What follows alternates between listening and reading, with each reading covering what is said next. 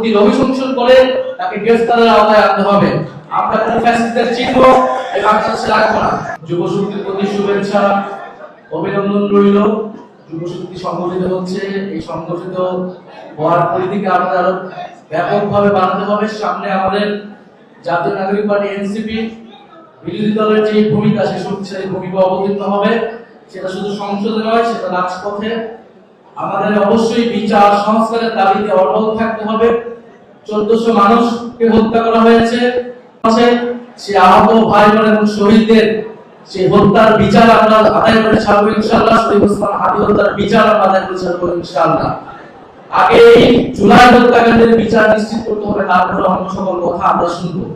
দ্বিতীয়ত হচ্ছে, অন্তর্বর্তী সরকারের সময় অনেকগুলো অধ্যাদেশ জারি করা হয়েছিল। যে অধ্যাদেশগুলোকে অনুমোদন দেওয়ার দায়িত্ব হচ্ছে এই বর্তমান যে সংসদ অধিবেশন হবে সেই সংসদের সকল অধ্যাদেশকে অনুমোদন করা হবে। এটা আমরা আশা করব সরকার দল বিরোধী দল সবাই সেই জায়গায় সম্মত হবে। কারণ এই নির্বাচন, এই সংসদ জুলাই গণঅভ্যুত্থানের ধারাবাহিকতা, পূর্ববর্তী অন্তর্বর্তী সরকারের ধারাবাহিকতা হিসেবেই দেখতে হবে এবং সংসদকেও অবিলম্বে সংস্কার পরিষদ হিসেবে ঘোষণা করতে হবে, শপথ নিতে হবে এবং যেই ফ্যাসিস্ট যেই রাষ্ট্রপতি, সেই রাষ্ট্রপতির অভিশংসন করে তাকে গ্রেফতারের আওতায় আনতে হবে। আমরা কোনো ফ্যাসিস্টদের চিহ্ন এই বাংলাদেশে রাখবো না। জুলাই গণঅভ্যুত্থানের সেই দাবিগুলোতে আমরা যুব শক্তি ভূমিকা রাখবে, এটা আপনাদের প্রতি আমাদের আহ্বান থাকবে এবং জাতীয় নাগরিক পার্টির সকল